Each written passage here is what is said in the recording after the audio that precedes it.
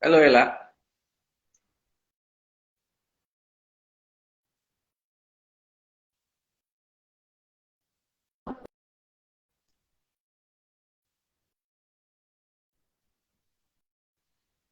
Ela, kelihatannya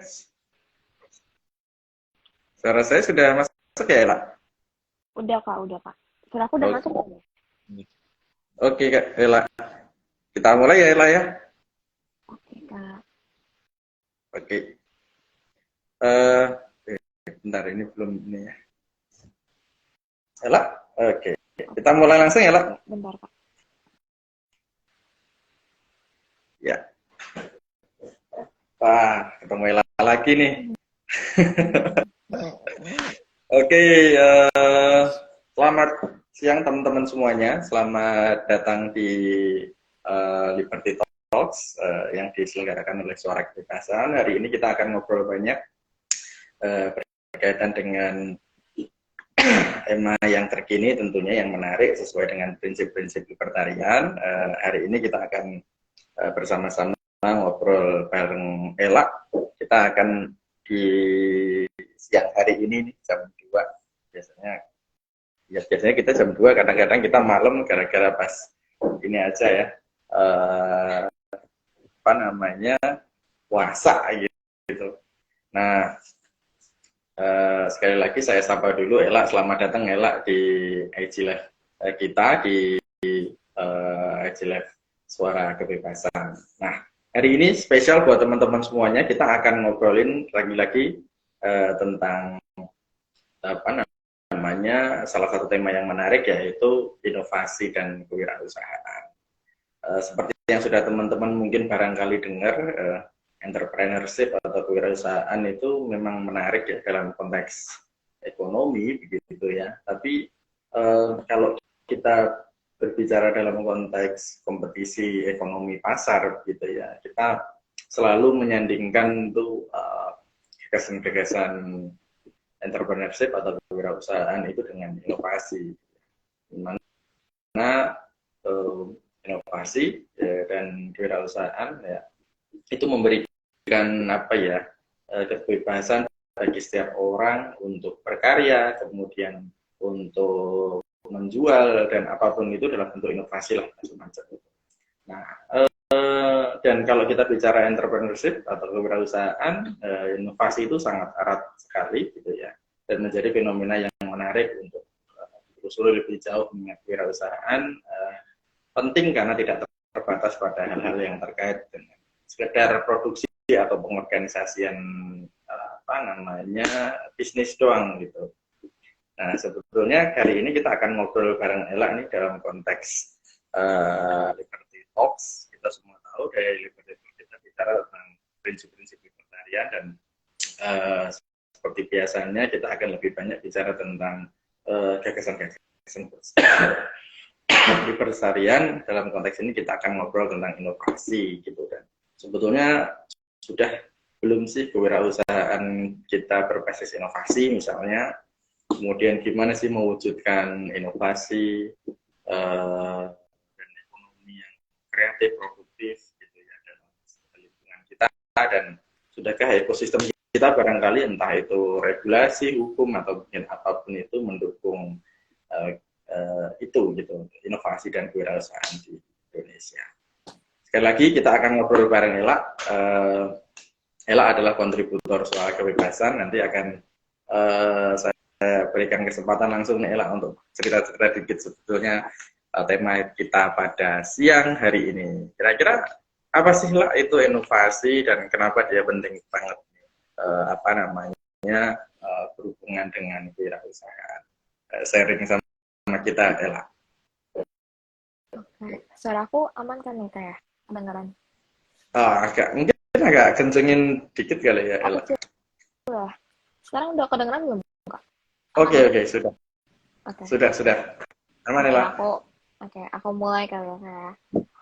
Mungkin pertama-tama tuh aku mau kasih data dulu terkait gimana populasi di Indonesia itu dari 265,4 juta populasi Indonesia, 50% diantaranya tuh jadi kayak lumayan mayoritasnya itu adalah digital native gitu. Jadi digital native itu adalah generasi muda yang lahir saat internet itu udah ada dan yang mempengaruhi kehidupan mereka sejak dari kecil gitu. Dan aku kan juga termasuk salah satunya gitu. Gimana dulu tuh kita dari kecil udah ada HP, terus main game juga di komputer, terus mungkin kalau sekarang juga kita komunikasinya lewat media sosial, makin interaksinya tuh di media sosial lewat chat gitu, udah jarang ketemu secara langsung gitu. Kayak ini kita kalau mau bikin diskusinya aja tuh ini apa namanya uh, bisa pakai live, bisa pakai Zoom, bisa pakai Google Meet gitu. Jadi bukan harus diskusi yang secara offline lagi, tapi udah ada ini apa namanya fasilitas-fasilitas secara online ini kan kayak. Jadi adanya peningkatan terhadap penggunaan internet ini tuh jadi kemudian apa ya bikin ngebentuk budaya baru di masyarakat gitu. Jadi ditambah juga dengan adanya inovasi-inovasi kayak apa kemampuan AI, terus ada kemampuan kecerdasan kebuatan itu yang mudah diaplikasikan dalam berbagai bidang. Itu kan juga termasuk dalam salah satu inovasi yang kita temui sekarang. Misalnya, uh, kalau dulu kita lihat pernah ingat ada yang seorang bocah kelas 4 SD gitu, itu kan jual gambarnya di platform Shopee dan dapat ratusan pesanan gitu. Itu kan salah satu bentuk apa ya? Uh, kreativitas anak kecil gitu, boleh 4 SD jual gambarnya yang gambar asal-asalan doang, coret-coretan doang di Shopee dan dapat laku, dapat duit banyak dari situ gitu. Terus ada juga sekarang online shop juga banyak kan yang nyediain platform buat pedagang-pedagang misalnya yang dulunya harus buka toko di Mangga Dua atau uh, loading dock di ini capek-capek di mall dan di sebagainya gitu, sekarang tinggal foto produk, tinggal masukinnya di Shopee, di Tokopedia, di Lazada gitu-gitu kan. Itu kan jadi salah satu bentuk inovasi yang kita bisa lihat di kewirausahaan sekarang gitu. Itu kalau misalnya kayak robot gitu, itu kan kalau misalnya kita bilang kalau misalnya di bidang pendidikan misalnya ada yang guru virtual, ada video-video yang kayak platform-platform sekarang ada Ruang Guru, Genius, itu kan ngebikin apa namanya ada perkembangan inovasi dalam bidang pendidikan juga. Terus kalau misalnya dalam bidang perbankan kita lihat ada misalnya customer service yang bisa secara online, terus kita booking hotel juga nggak perlu langsung datang ke hotelnya, bisa lewat aplikasi, Traveloka dan sebagainya. Itu kan juga termasuk salah satu bentuk inovasi sih kayak yang aku lihat di zaman sekarang melalui digitalisasi itu tersebut gitu. Nah tapi uh, di sisi lain pemerintah juga menurut aku menghadapi ekonomi digital yang semakin masif ini, yang semakin marak ini, juga kadang terlalu over regulation gitu Kak. Jadi misalnya dulu pas kalau nggak salah pas Juli ya 2022 lalu tuh ada pemblokiran dari Kominfo gitu yang jadi teman-teman aku tuh ngomong protes ke Kominfo gitu kayak nggak bisa main Dota lagi nih, jadi kayak banyak web yang diblokir sama Kominfo dan itu kan nimbulin lumayan ya rusuh gitu karena website yang diblokir ini kayak PayPal, kayak game atau ini tuh menutup ladang apa ya, ladang bisnis, ladang game, ladang lapangan pekerjaan bagi sebagian orang gitu. Dan dengan kata lain tanpa sadar nih regulasi yang ditetapkan oleh Kominfo ini juga apa namanya jadi penghambat bagi setiap perusahaan teknologi gitu yang harus repot lagi ngurus birokrasi, repot lagi ngurus izin usaha dan segala macam gitu. Jadi ini salah satu yang poin pertama yang aku mungkin mau highlight dikit ya tentang gimana regulasi pemerintah tuh yang kadang terlalu berlebihan, intervensi dari pemerintah yang terlalu berlebihan itu bisa jadi tantangan dalam ekonomi digital kita gitu. Nah, jadi kalau menurut aku sendiri gimana sih caranya buat pemerintah untuk mungkin ikut campur dalam ekonomi digital ini, tapi bukan sebagai yang memberi intervensi berlebih gitu, tapi sebagai pelindung, sebagai fasilitator gitu. Gimana pemerintah bisa memberi regulasi mengenai perlindungan konsumen, memberi regulasi mengenai data privasi di uh, tengah maraknya digitalisasi ekonomi digital ini gitu. Gimana pemerintah juga bisa beri undang-undang tentang reinforcement buat perlindungan dari perlindungan konsumen dari penipuan dan lain sebagainya macam gitu. Jadi di samping memberikan regulasi yang makin mempersulit pengusaha, makin uh, memper, tidak mempermudah konsumen, itu lebih baik pemerintah tuh memberikan fasilitas kayak berupa layanan pendidikan digital, pendidikan teknologi bagi UMKM, pengusaha kecil untuk bisa berpartisipasi juga dalam ekonomi digital kita gitu, dalam lingkungan digitalisasi ini gitu. Terus dan juga pemerintah bisa memberikan kayak platform-platform yang lebih besar lagi gitu. Kalau misalnya kayak anak muda nih, kalau pemerintah lihat sekarang juga condongnya ke e-sport dan lain sebagainya macam, ya pemerintah sediain gitu fasilitasnya, kayak pemerintah adain lomba dan segala macam, atau pemerintah adain sosialisasi ke pemuda-pemuda di desa dan lain sebagainya gitu. Jadi di samping memberikan regulasi-regulasi yang makin justru menambah biaya bagi perusahaan yang ingin masuk ke Indonesia, yang ingin berinvestasi teknologinya di Indonesia, itu jadi makin sulit, jadi makin susah gitu. Itu kan bikin inovasi Indonesia juga makin gak berkembang gitu. Karena orang udah lihatnya bikin ini di Indonesia itu susah, bikin robot di Indonesia pasti harus izin pemerintah gitu. Itu kan kalau misalnya orang lihat birokrasinya udah susah, ininya ribet segala macam, orang jadi malas kan buat inovasi, buat berinvestasi gitu di ekonomi digital Indonesia gitu. Itu jadi menurut aku sih Kak. Mungkin kalau dari aku itu dulu kali ya.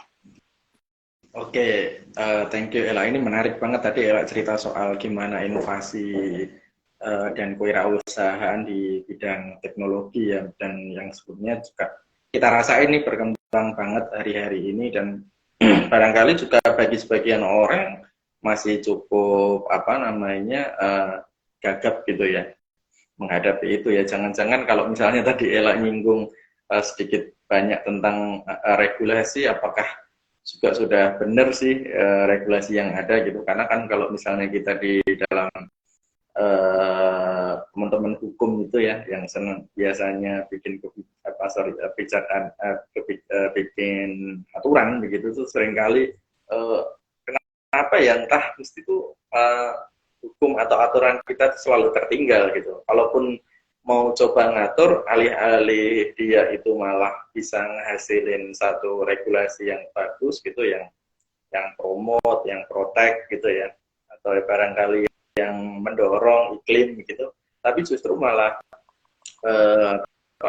yang terjadi adalah justru sebaliknya gitu, yang mungkin barangkali kita sering dengar istilah-istilah seperti unintended konsekuensi. Jadi niatnya gini tapi malah hasilnya itu mungkin jauh panggang daripada api gitu.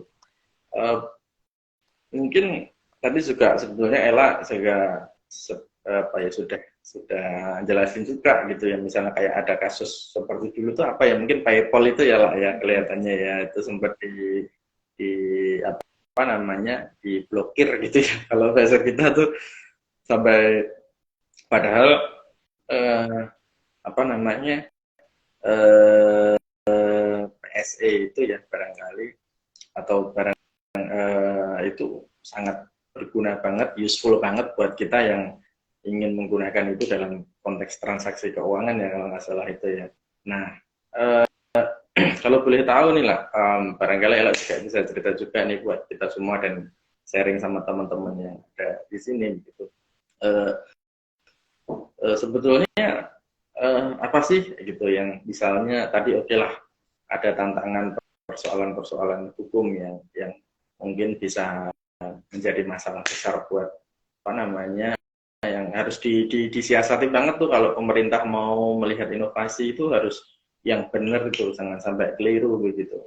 Sebetulnya apa sih ajaran-ajaran libertarian tuh barangkali yang bisa kita petik tentang konsep inovasi, dan kenapa dan bagaimana sih sebetulnya libertarian melihat inovasi itu begitu penting gitu. Dan mungkin juga bisa dibahas dikit-dikit, katanya kan kalau misalnya kalau saya sih ngelihatnya juga misalnya libertarian itu sangat terbuka dengan gagasan-gagasan ide-ide baru. Misalnya kita dulu tuh waktu teman-teman beberapa waktu yang lalu belum banyak ngobrol tentang apa namanya Bitcoin begitu ya atau yang lain-lain, kita harus berani terbuka karena itu membuka alternatif new currency ya, currency digital baru ya, yang mungkin barangkali menarik juga untuk diobrolin, bahkan SK juga pernah bahas itu begitu pada waktu itu.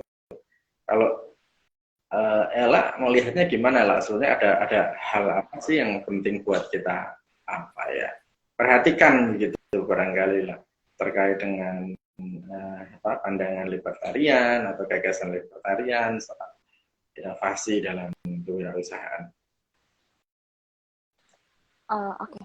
Mungkin ini aku juga lagi belajar sih Kak, di salah satu matkul aku namanya ekonomi politik gitu. Dan kemarin aku tuh baru belajar teorinya Adam Smith yang The Invisible Hand gitu. Itu kan kita udah sering banget dengar ya, dari buku IPS-nya SMP sampai kuliah juga kita masih sering dengar itu.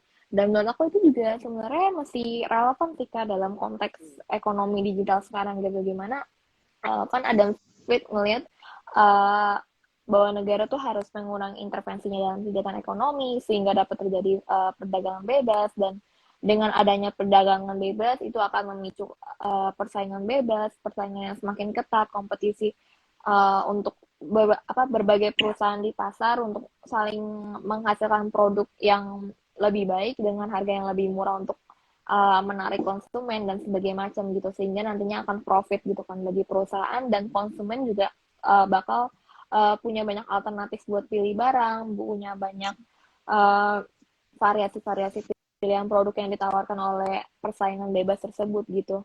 Nah terus dengan adanya persaingan bebas yang Adam Smith bilang, itu aku juga ngeliat gimana persaingan bebas itu nantinya akan menimbulkan atau mengarahkan SDM kita, sumber daya manusia kita tuh untuk melakukan spesialisasi kerja yang baik lagi dapat meningkatkan produktivitas ekonomi kita gitu. Jadi kayak dengan adanya invisible hand ini dalam persaingan bebas dan khususnya dalam ekonomi digital, kalau misalnya kita lihat konteksnya sekarang, itu bakal nimbulin pertama persaingan bebas yang menghasilkan produk yang lebih bagus, pasti inovasinya bakal lebih banyak, perusahaan yang masuk ke dalam lingkungan ekonomi digital juga makin banyak, mereka bersaing di sana untuk menarik konsumen dengan produk-produk mereka, dan itu pasti bakal berpengaruh juga terhadap inovasi-inovasi produk keluaran yang dihasilkan nantinya. Terus juga terkait sumber daya manusia gitu, karena ada persaingan bebas tadi,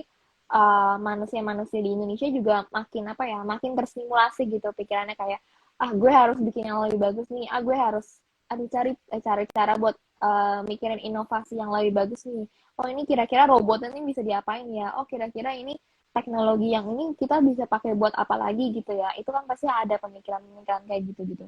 Dan ya akhirnya bukan cuma ke sektor privat aja, bukan ke sektor perusahaan, bukan ke sektor individunya aja sendiri, tapi juga nanti inovasi-inovasi tersebut kan bakal punya nilai jual dan nanti bakal berpengaruh terhadap negara dalam hal misalnya pertumbuhan ekonomi, ada banyak perusahaan asing yang mau investasi di negara kita, dan itu kan nanti bakal pastinya ngaruh ke ekonomi domestik kita gitu. Dan itu menurut aku invisible hand sebenarnya masih relevan sih Kak dengan apa yang kita lihat saat ini kondisinya gitu. Gimana kalau misalnya kita lihat sekarang ada Gojek gitu di Indonesia, ada Gojek, ada Shopee dan lain sebagainya, itu kan emang sebelumnya sempat mendapat protes ya dari misalnya Gojek dapat protes dari ojek konvensional atau dapat protes dari Bluebird karena mereka kehilangan pelanggannya gitu. Nah terus Shopee juga mungkin sebagian pedagang-pedagang di Mangga Dua, sebagian pedagang-pedagang di mall, di toko-toko yang toko-toko fisik gitu, itu juga mungkin sempat sebel gitu dengan adanya Shopee, Lazada dan lain sebagainya gitu, karena kita lebih milih check out di rumah, scroll di rumah, udah gampang, terus nanti barang tinggal dikirim, kita nggak perlu repot-repot ke ke tokonya langsung gitu. Sama juga dengan Gojek gitu. Gojek kadang nawarin harga yang lebih murah, ada promo dan lain sebagainya gitu. Itu juga lebih dipilih konsumen gitu. Konsumen lebih melirik teknologi inovasi yang sekarang gitu dibanding ya yang cara-cara dulu gitu. Nah, tapi kalau misalnya aku lihat di pandangannya Adam Smith gitu gimana ya inovasi Gojek dan lain sebagainya itu ya kalau misalnya mau disaingin ya juga harus dikalahkan dengan inovasi gitu. Jadi inovasi hanya bisa dikalahkan dengan inovasi gitu. Kalau misalnya mau lebih sukses daripada inovasi yang ini, kita juga harus mikirin, aduh gimana ya caranya biar bisa bikin lebih bagus lagi gitu. Gimana caranya kita bisa bikin nilai jual kita tuh lebih bertambah di mata konsumen gitu. Dan ini kan balik lagi ke tadi, persaingan bebas, kompetisi, produk yang lebih baik, dan lain sebagainya gitu Kak. Kalau itu menurut aku sih Kak. Benar, benar. Setuju banget sih lah itu apa ya? Apa yang tadi disampaikan Ella itu sebetulnya kayak ngingetin kita tuh betapa pentingnya apa ya sebetulnya pasar, kemudian inovasi yang ada di dalamnya, termasuk dalam konteks ini kewirausahaan atau entrepreneurship itu betul-betul mendorong lahirnya ekosistem apa ya yang ekosistem masyarakat yang mapan lah. Kalau misalnya taruhlah akhirnya misalnya tadi Ella cerita tentang ojek online gitu, saya juga baru inget lah dulu kan protesnya gede-gedean tuh lah di mana aja. Mungkin Benar. di Jakarta protes, cuman lama-lama udah kan akhirnya apa namanya demand-nya besar gitu ya. Mau nggak mau akhirnya negara pun juga ngatur dan akhirnya memberikan kesempatan tuh buat ojek online untuk tutup eksis gitu. Dan karena juga lagi-lagi demand-nya besar di daerah-daerah juga waktu itu saya di stasiun itu sulitnya minta ampun tuh lah kalau mau cari apa namanya ojek online tuh aja gitu. Tapi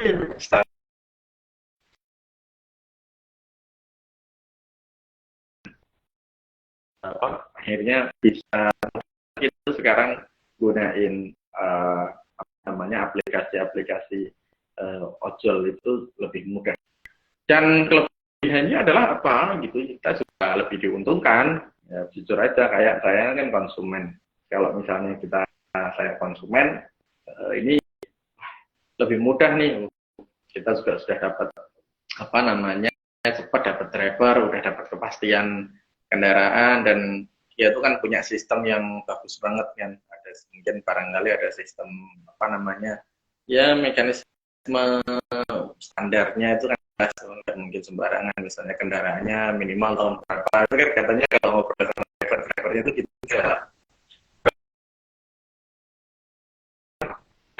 demandnya semakin besar bahkan mungkin barangkali apa ya eh, ya banyak orang yang semakin lama semakin butuh soal itu gitu kan dan untungnya sih kita cukup terbuka ya sama sama inovasi gitu jadi kita betul sebagai masyarakat itu bisa ngerasain banget manfaatnya apalagi tadi waktu cerita soal apa namanya apa sih itu ya nggak boleh nyebut merek ya di sini ya. Maksudnya apa Tadi udah banyak nyebut lagi Kak. misalnya apa aplikasi apa namanya online ya Hmm. kan ada untuk apa yang nggak hanya apa namanya tapi juga food ya misalnya bahkan kita sekarang kalau mau beli keluar aja mungkin beda banget rasanya kita food gitu ya pesan makan melalui aplikasi udah bahkan kita tuh bisa bayarnya di akhir bulan itu kita pakai pay later jadi apa ya eh, aduh banyak banget lah yang diuntungkan Serba termasuk mudah. mudah e-commerce juga kayak gitu jadi bahkan pesan apa namanya tiketing dan macam-macam ya transportasi gitu ya kita juga bisa pakai pay letter yang nanti bisa di di charge di belakang gitu dan ini memudahkan banget buat kita nggak usah terlalu ribet begitu untuk menggunakan aplikasi itu ini kelebihan-kelebihan dan inovasi ini ya mungkin eh, ini ya yang pelajaran penting juga sih buat kita. Jadi mungkin apa yang disampaikan Ella tadi, apa, intinya apa ya? Kalau saya boleh simpulkan lah berarti kita libertarian melihat bahwa ada aspek-aspek seperti kompetisi, dengan kompetisi itu nanti ada inovasi, kemudian dengan inovasi itu juga akan menghasilkan kemakmuran barangkali ya, ada pertumbuhan ekonomi dan sebagainya. Jadi kita juga nggak stuck banget begitu. Karena saya juga baca-baca tuh lah di apa namanya cerita atau di cerita jaringan di cerita Atlas Network dan mitra jaringan tuh banyak sekali, termasuk nggak hanya Indonesia saya kira ya, di negara-negara lain pun ternyata sulit loh gitu loh, nggak mudah loh. Jadi kita tadi gimana ada ojek online, kemudian aplikasi pemesanan makanan secara online gitu ya, dan yang lain-lain, ataupun e-commerce gitu ya. Membuka barriers itu tuh batasan untuk masuk ke apa, supaya inovasi itu bisa muncul di tengah kita tuh nggak mudah itu dan sulit, dan itu coba dilakukan oleh teman-teman kalau kita bicara dalam konteks bahkan di belahan dunia manapun gitu, entah itu barriersnya apapun lah ya. Sebetulnya gimana sih lah kita mendorong kalau taruhlah kita seorang apa namanya mendorong, gimana caranya sih mendorong untuk kita supaya barrier itu misalnya bisa apa ya, bisa terbuka gitu, batasan-batasan itu bisa kita buka gitu. Kenapa sih banyak batasan-batasan yang sulit banget dibuka? Bahkan kalau walaupun sekarang mungkin di ojek online ya misalnya, kalau kita bicara inovasi itu bagus banget dan memberikan manfaat dan sekarang sudah bisa kita rasain gitu ya. Sebetulnya gimana sih mendorong itu gitu? Apakah memang orang itu nggak, misalnya kenapa gitu ya? Apa sulitnya itu kenapa? Apakah mungkin karena kesadaran atau mungkin masih kurangnya literasi atau gimana lah biasanya, dan kita gimana harusnya lihat itu? Kalau gimana sebenarnya awal terbuka kayak inovasi-inovasi kayak ojek online, aplikasi pemesanan makanan gitu-gitu, aku sendiri juga lupa sih Kak, kenapa ya tiba-tiba dulu ada kayak gitu di ini, dan kenapa juga aku jadi lebih sering pakai gitu, kayak masih agak lupa gitu kenapa. Tapi mungkin yang aku Gampang aja, yang penting karena mudah ya udah kita pakai gitu iya kan ya. itu kan, iya jadi kayak ya udah, oh ada yang lebih gampang, aku langsung pilih itu gitu. Jadi kayak kalau misalnya mau dibilang kenapa awalnya bisa terbuka, mungkin pertama uh, aku lihat dulu karena pandemi juga kali ya, kayak pas pandemi COVID-19 itu kan kita benar-benar di rumah doang, kita nggak boleh keluar keluar pun ribet kan, kayak harus pakai masker, harus bawa hand sanitizer, harus disemprot satu badan, nanti pas pulang harus mandi dan lain sebagainya, itu kan ribet gitu. Dan COVID-nya juga lagi tinggi banget angkanya gitu, dan kita benar-benar di rumah terus sih. Dan aku ngerasa inovasi-inovasi yang ada di dalam kondisi-kondisi kayak gitu sih Kak, yang bikin apa ya, ide-ide baru tuh muncul gitu. Pas di rumah kita bosan, pas di rumah kita mikirin kita biasanya kalau bosan jalan ke mall, kalau misalnya kita biasa makan di luar, kali ini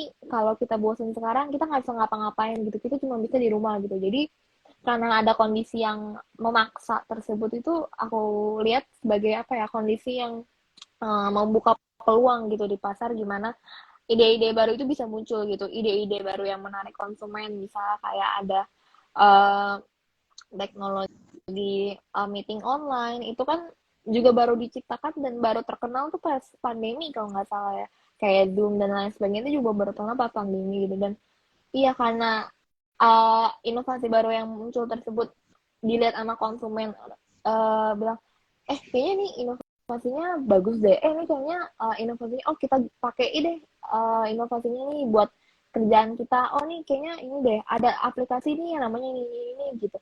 Dari satu mulut ke mulut tersebut, dari konsumen ke konsumen lain gitu, makin terkenal aplikasinya, makin terkenal inovasinya itu.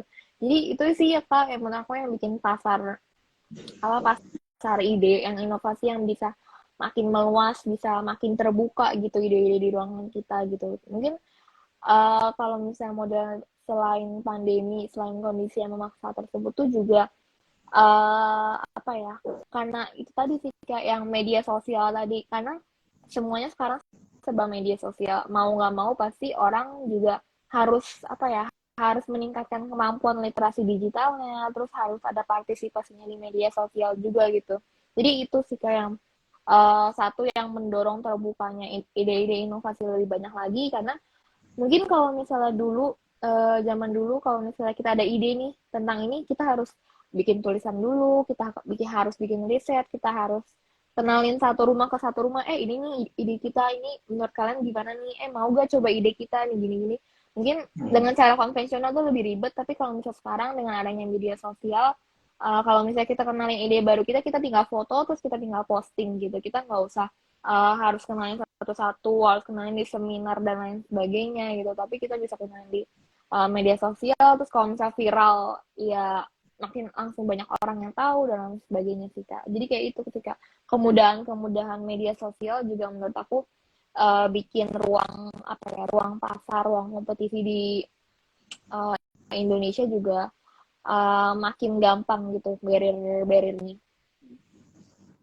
Iya, tapi kan gini lah, tuh waktu itu juga sempat ramai itu kan ada inovasi misalnya apa pinjaman ya, pinjol ya istilahnya, pinjaman online tuh. Waktu itu tuh juga ramai banget, bahkan gara-gara mungkin kita ngelihat itu dari sisi inovasi, it's okay, itu lebih mempermudah kita banyak apa namanya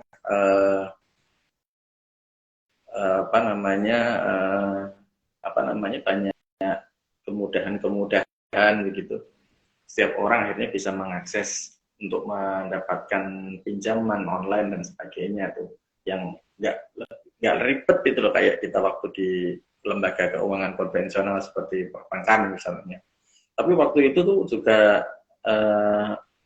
ramai ini lah waktu itu. Apa namanya? Oh ini ada pertanyaan dulu ya lah ya, kelihatannya nih. Oke. Apa enaknya kita pertanyaan aja dulu ya lah ya, supaya lebih enak nih. Coba saya bacain ya Ella ya. Gimana pendapat Ella soal pentingnya literasi digital untuk mendorong inovasi dan kewirausahaan juga literasi ekonomi digital? Gimana peluang anak muda di situ, Ella?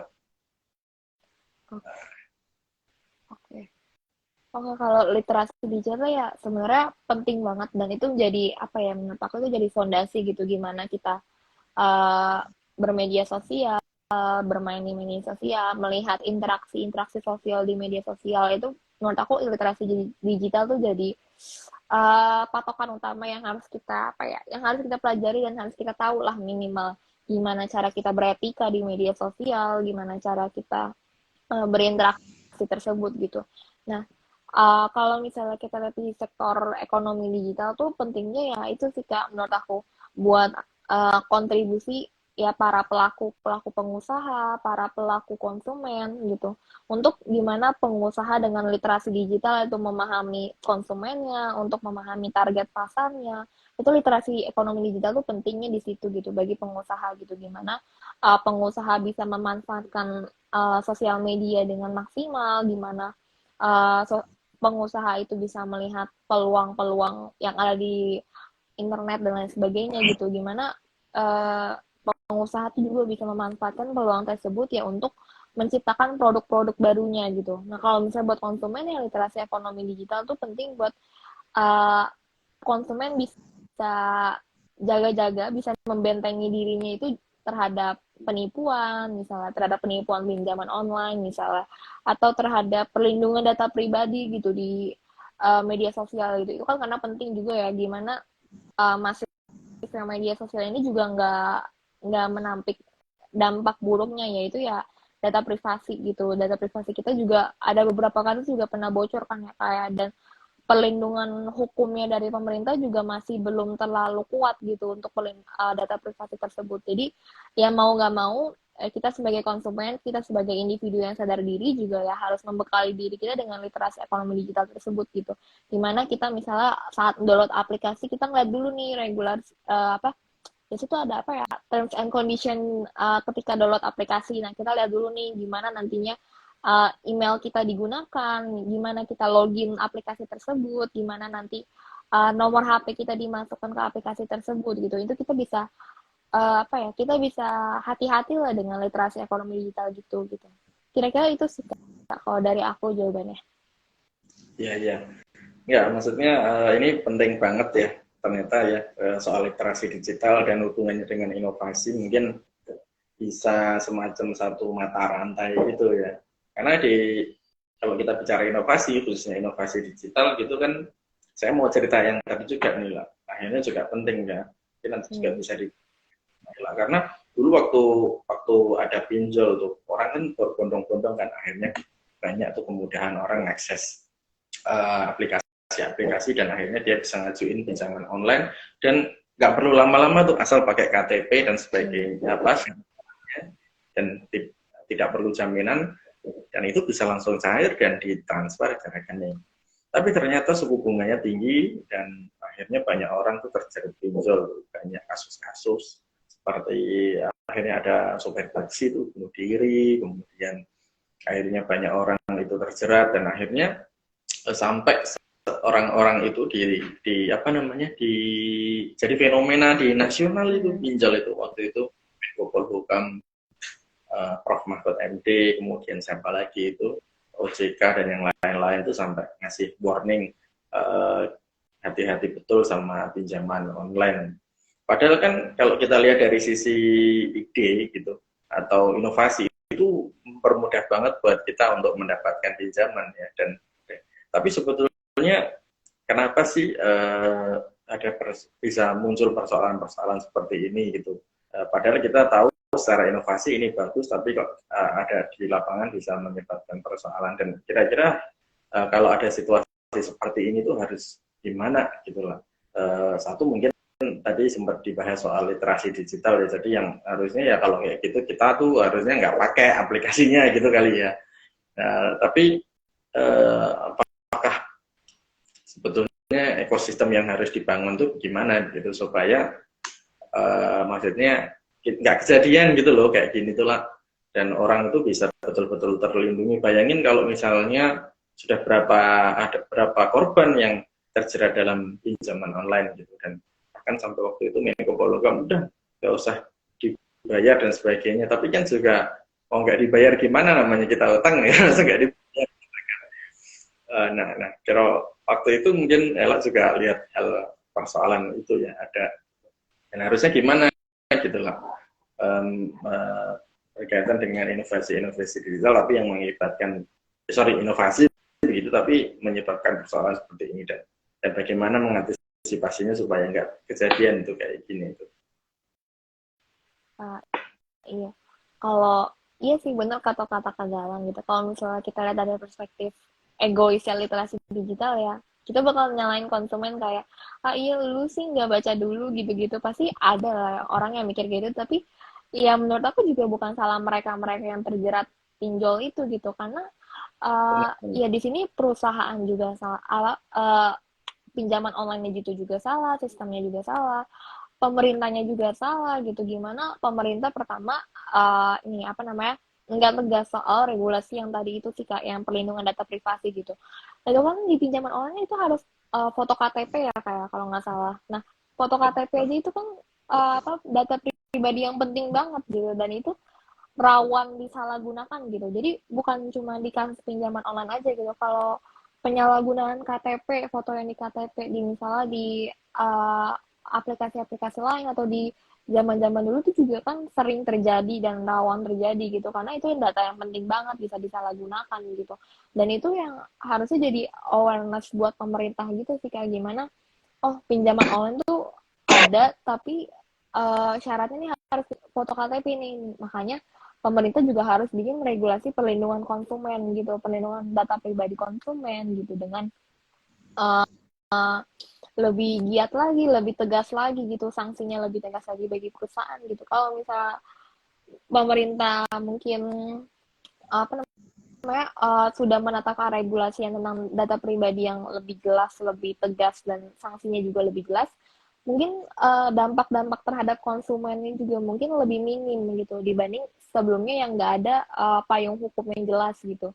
Nah kalau misalnya dari uh, perusahaan sendiri juga sebenarnya ya gimana ya kalau misalnya Itu tadi sih kan menurut aku kayak inovasi juga mungkin di samping inovasi yang baik terhadap konsumen juga ada inovasi yang uh, nggak bisa kita kendaliin gitu dampaknya, dan dampaknya itu tadi kayak pinjaman online tadi gitu, gimana bisa berdampak buruk terhadap oleh orang-orang yang menyalahgunakannya gitu. Pasti ada aja orang-orang yang nggak bertanggung jawab yang menyalahgunakan inovasi tersebut gitu. Tapi apakah kemudian inovasi tersebut yang jadi salah gitu? Tapi itu kan orang-orang yang menyalahgunakannya, orang-orang yang menyelewengkannya itu yang salah gitu. Tapi inovasi tersebut ya nggak salah gitu. Kalau misalnya inovasi tersebut dipegang oleh orang yang benar, dipegang oleh sistem yang benar, dilindungi oleh regulasi yang benar gitu, dan apa ya, konsumennya juga tahu segala seluk beluknya, transparansi nanti uangnya kemana, transparansi sistemnya nanti gimana, transparansi pencairannya itu gimana, itu kan apa ya, bakal ya udah jadi inovasi yang bagus juga buat konsumen, buat perusahaan profit, buat negara juga ekonominya bagus gitu.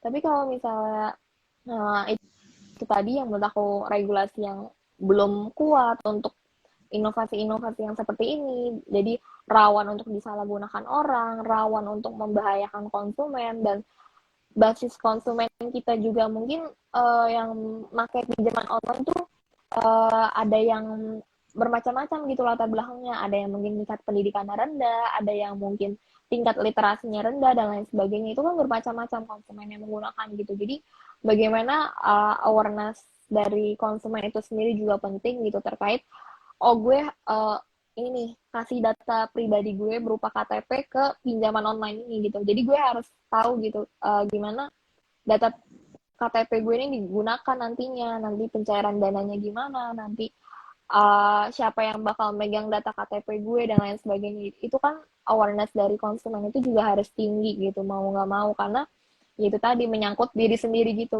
Jadi kita kayak konsumen juga harus membentengi diri sendiri dengan literasi kita, dengan keterampilan kita melihat apa namanya, uh, biasa kayak ada terms on conditionnya gitu dan lain sebagainya sih kayak. Jadi kayak sebenarnya kalau misalnya inovasi yang salah digunakan ini ya menurut aku bukan salah perusahaan aja, tapi juga ya salah pemerintahnya juga yang nggak kasih regulasi yang jelas, salah konsumennya juga nggak baca dengan benar-benar juga, itu juga mungkin ada kesalahan di satu sisi gitu. Itu sih kan menurut aku.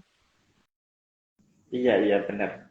Apalagi kalau misalnya kita lihat sekarang itu kan kita jumlah pengguna internet kita itu kan sudah tinggi banget ya. Penetrasi internet kita tuh udah sampai 77% gitu, hampir 200 juta jiwa itu pakai internet ya. Kalau misalnya kita lihat inovasi digital ekonomi kita tuh udah maju banget gitu. Dan pertumbuhannya juga banyak banget gitu. Hampir semua orang pakai internet untuk menggunakan apa namanya aktivitas ekonominya gitu setiap hari-hari gitu. Dan betul kata Ella tuh tadi, ini saya baca dikit tuh lah, katanya Ella bisa bahkan bisa mendorong tuh kegiatan ekonominya. Bahkan apa namanya, kita itu di tahun 2002 itu potensi atau keuntungan kita aja bisa 77 miliar US dollar keuntungan kita dari transaksi digital karena inovasi tadi. Bayangin beda banget nih sama apa namanya uh, apa namanya konvensional yang biasanya. Tapi ya memang itu bisa jadi catatan serius sih buat kita semua gitu. Kenapa sering juga, tapi nggak menutup itu kan juga nggak menutup apa namanya celah kalau kita kalau ada masalah itu memang harus selesaiin. Mungkin dari sisi rule of law juga kita harus betul-betul pastikan itu nggak terjadi begitu.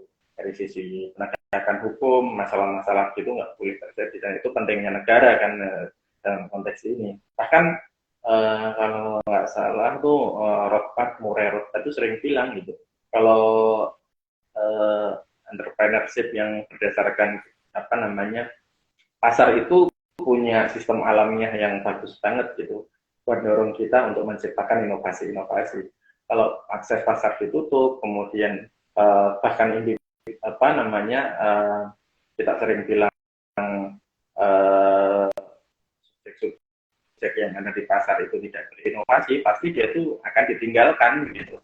Misalnya dia tidak inovasi, tidak membuat hal yang baik yang memberikan kemudahan kepada konsumen, itu pasti, misalnya paling simpel aja lah, itu misalnya kita punya e-commerce, kemudian itu nggak ada layanan CS-nya, kemudian itu nggak ada layanan penggunaan apa kemudahan bagi setiap orang untuk mengajukan keluhan dan macam-macam, itu lama-lama pasti ditinggalkan karena apa namanya aplikasinya itu nggak memberikan kemudahan dan kenyamanan bagi orang.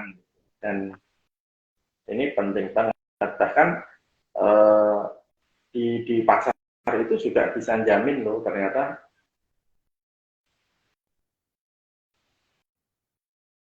hukum buat apa namanya terciptanya ekosistem pasar yang bagus.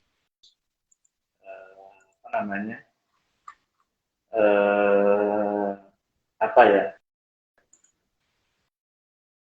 supaya kita itu apa namanya eh, intinya di pasar itu pasti akan menghasilkan, bahkan kalaupun belum diatur oleh ekosistem hukum pun ya, lama-lama pasar itu akan membentuk landasan struktural yang membentuk hukum yang bagus gitu. Jadi kalau misalnya perusahaan-perusahaan itu nggak bikin inovasi, dia pasti ditinggalkan. Kalaupun dia berinovasi tapi itu nggak kira-kira nanti lama-lama merugikan konsumen, pasti ditinggalkan. Kayak gitu kata Mufai Robert. Jadi apa namanya betul banget kata Ella, gimana kita semua pasti inovasi itu akan selalu penting. Nah, kira-kira kalau misalnya di Indonesia, menurut Ella, apakah ekosistem inovasi itu sudah cukup baik lah, terutama dan kira-kira dampaknya bagaimana sih sebetulnya inovasi itu terhadap kemakmuran masyarakat? Kalau di Indonesia ekosistemnya kira-kira menurut Ella gimana? Apakah sudah bagus atau apa belum, atau perlu catatan? Dan mungkin kalau misalnya ada informasi perbandingan begitulah bisa di-share sih buat kita juga lah. Oke, oke, aku setuju sih sama Kak Galang tadi yang bilang, ya gimana ya, mau nggak mau yang bikin perusahaan itu bertahan ya pasti inovasi gitu. Karena apa sih yang perusahaan tawarin gitu, baik barang atau jasa, pasti perusahaan tawarin ya produk hasil yang paling terbaik gitu buat konsumennya, buat target pasar gitu. Jadi ya mau nggak mau, kalau misalnya uh, pemerintah tetapin over regulation atau pemerintah tetapin kebijakan proteksionisme gitu, ya mau nggak mau itu menutup pasar, dan jadi perkembangan perusahaan-perusahaan jadi ya datar aja gitu sih, nggak stagnan aja gitu, nggak berkembang gitu, dan ya pastinya nggak bakal bisa dinamis gitu sesuai tren yang ada sekarang gitu. Apalagi kan tren yang sekarang juga cepet ya, kayak gimana dulu mungkin uh, kalau misalnya apa namanya, kalau misalnya kita mau cari di jawaban gitu, misalnya di waktu aku belajar dulu tuh itu pakai Google, Brainly dan lain sebagainya gitu. Kalau sekarang kan juga ada apa inovasi baru namanya ChatGPT, Kak, tahu gak Kak? ChatGPT tuh lagi terkenal banget, dan itu kan juga nimbulin pro kontra kan, Kak. Gimana teman-teman aku tuh sebenarnya senang pakai ChatGPT gitu, kalau misalnya ditanya, tiba-tiba ditembak sama dosen gitu, langsung bisa cari jawaban di ChatGPT gitu. Jadi kan iya kan, jadi kayak oh temen aku senang nih ada inovasi gitu dan jadi laku gitu di antara kalangan mahasiswa gitu. Tapi di satu sisi ya juga pasti ada kontranya gitu, misalnya ada yang uh, sebagai macam gitu. Nah tapi kalau misalnya menurut aku sendiri uh, ekosistem ekonomi digital Indonesia itu sebenarnya udah lumayan bagus sih, Kak, dibanding yang dulu, misalnya dibanding ketika ketika zaman dulu masih belum masuk pandemi dan lain sebagainya, itu kan lebih tertinggal dibanding yang di masa sekarang gitu. Dimana mungkin dulu pas PayPal diblokir, pas game Dota diblokir, itu kan kalau misalnya awareness masyarakat kita masih rendah terhadap teknologi informasi, mungkin nggak ada protes yang signifikan gitu, mungkin nggak ada protes besar-besaran kayak kemarin. Cuma kalau misalnya kita lihat di kasus yang kemarin, yang pemblokiran oleh Kominfo kemarin, itu kan protesnya besar-besaran banget kan, Kak. Mau dari anak muda, mau sampai senior, itu protesnya benar-benar besar-besaran banget gitu. Dimana mereka ngejelek-jelekin Kominfo karena pemblokiran tersebut gitu. Dan itu satu sih, kayak itu nunjukin kalau awareness masyarakat kita terhadap ekonomi digital, terhadap digitalisasi, terhadap teknologi informasi itu udah maju pesat banget gitu Kak dalam pemikiran mindsetnya masyarakat kita gitu. Terus gimana kalau sekarang pemerintah juga udah mulai sih Kak kalau aku lihat mendorong ekosistem digital kita gitu. Gimana pemerintah apa-apa pasti ngelihatnya misalnya pemerintah ada fokus ke e-sport, pemerintah juga fokus ke ada e-learning, e-governing dan sebagainya macam itu kan pemerintah mulai fokus ke arah sana gitu. Dan aku ngelihatnya ini ada sih Kak komitmen dari pemerintah untuk mengembangkan sektor digital kita gitu. Dan dimana ya udah itu bagus dan harus diselingi dengan itu tadi Kak ke regulasi yang memberi perlindungan konsumen, memberi reinforcement terhadap ekosistem digital kita gitu. Terus kalau misalnya mungkin kalau perbandingannya, apa perbandingan? Mungkin kalau misalnya mau dibilang dulu kali ya, pas kayaknya kalau pas tahun 2002 kalau nggak salah ada George Washington Bus itu di Amerika itu pernah berlakuin tarif baja impor gitu, yang menaikkan harga baja domestik juga gitu. Dan karena adanya tarif baja impor tersebut tuh Amerika jadi bayar harga yang lebih tinggi untuk semua produk yang berbahan baja. Terus pada akhirnya kebijakan proteksionisme tersebut itu berakibat pada PDB Amerika Serikat, investasi kapital dan pengangguran gitu, dimana karena adanya tarif impor tersebut 200.000 lapangan kerja tuh kayaknya hilang sebagai gantinya gitu. Dan setelah tarif batas itu dilakukan, ya suku cadang AS itu meninggalkan AS karena mereka menghindari pengenaan tarif oleh AS tersebut gitu. Jadi kalau misalnya mau dilihat dari kebijakan tersebut, kebijakan proteksionisme tersebut gitu, ya kita nggak bisa ngelihat kebijakan proteksionisme harus dilakukan untuk menghadang dampak-dampak negatif dari inovasi gitu. Itu bukan solusi yang bagus sih menurut aku. Gimana pemerintah karena ini inovasi yang kayak pinjol ini apa namanya buruk nih buat masyarakat, yaudah deh kita larang aja pinjol selama-lamanya gitu, kita kenain tarif buat apapun inovasi yang berbasis online gitu. Dan itu ya nggak bagus juga sih karena kalau misalnya dilihat dari yang tadi tarif baja impor si George Best itu kita ngelihat gimana lapangan pekerjaan pertama hilang. Lapangan pekerjaan hilang itu berarti ya balik lagi ke masyarakat kita gitu. Dampaknya ke masyarakat kita, dampaknya ke masyarakat kecil juga kan. Bukan cuma perusahaan yang harus kasih biaya yang lebih tinggi ke pemerintah, bukan cuma perusahaan yang kehilangan investasinya, bukan cuma perusahaan yang kehilangan kehilangan produknya, pekerjaan di negara tersebut, tapi masyarakat yang dulunya bekerja di perusahaan tersebut, tapi karena ditutup perusahaannya, ya masyarakat tersebut juga kehilangan pekerjaan gitu. Jadi ada aspek-aspek yang harus diperhatikan gitu ketika pemerintah melakukan kebijakan proteksionisme tadi gitu. Dan itu kenapa menurut aku kebijakan proteksionisme bukan jadi solusi yang tepat buat mengatasi dampak negatif inovasi gitu. Dan sebaliknya menurut aku intervensi pemerintah dalam wujud proteksionisme itu ya menghasilkan peluang yang sedikit buat produsen, harga yang lebih tinggi untuk konsumen, dan jadinya merusak pasar gitu. Bener tadi kata yang Kak Galang itu. Dan bukan kebijakan regulasi inilah yang harusnya dilakukan gitu dalam menyikapi inovasi yang mengganggu ini, tapi harusnya pemerintah balik lagi menyediakan fasilitas yang mendukung masyarakat dalam berpartisipasi di kompetisi pasar tersebut gitu. Misalnya mungkin kalau tadi aku bicaranya agak ke perkotaan gitu ya, di Jakarta sekarang awareness masyarakat lebih bagus, awareness masyarakat lebih tinggi gitu. Tapi bagaimana dengan misalnya di desa-desa, di pedalaman-pedalaman sana yang masih kurang maju gitu. Itu kan pemerintah bisa mengenalkan teknologi kita dengan pelatihan SDM, sosialisasi teknologi gitu. Terus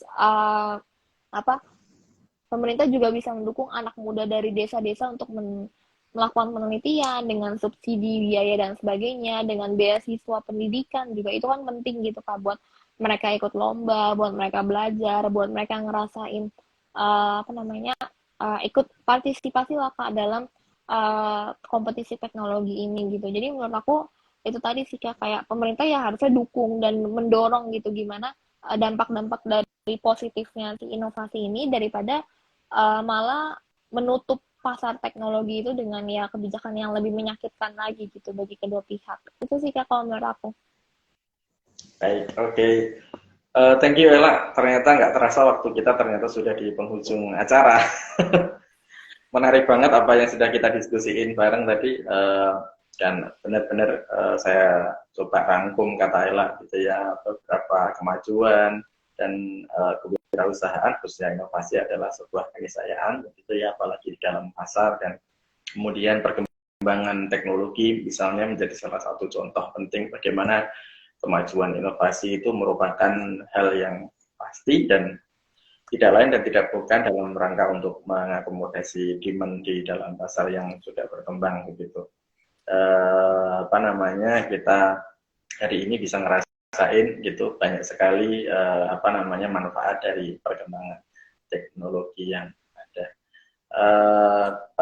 Juga dalam konteks kebijakan ya dan regulasi seharusnya pemerintah harus terbuka begitu, jangan sampai menerapkan kebijakan-kebijakan yang protektif atau proteksionis terhadap kemajuan inovasi ya, sehingga dengan begitu akan menghasilkan kemajuan teknologi yang kemajuan inovasi yang bagus, sehingga akan mengangkat tadi berdampak positif pada kesejahteraan, berdampak positif kepada PDB dan macam-macamnya bisa kita rasakan bersama di dalam sebuah negara. Dan ini penting banget menjadi stakeholder, itu kepentingan bersama dan banyak para pihak gitu ya.